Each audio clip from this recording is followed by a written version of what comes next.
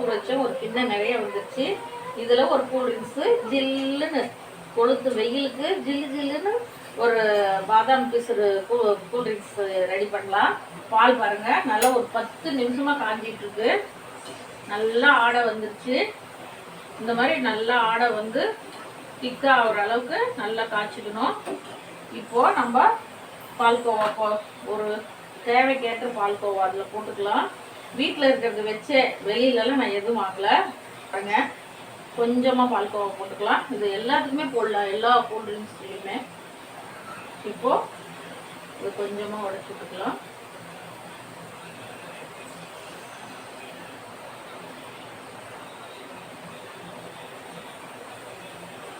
நல்லா போட்டு காய்ச்சிக்கலாம். ஏலக்காய் பொடி பண்ணி வச்சுக்கிறேன். தூள் ஆயிடுச்சு, சீக்கிரமாக தூள் பண்ணிடுறேன். அப்பப்போ தட்டி இந்த வாசனைக்கு நீங்கள் இருந்தால் போடுங்க, இல்லைன்னா தேவையில்லை.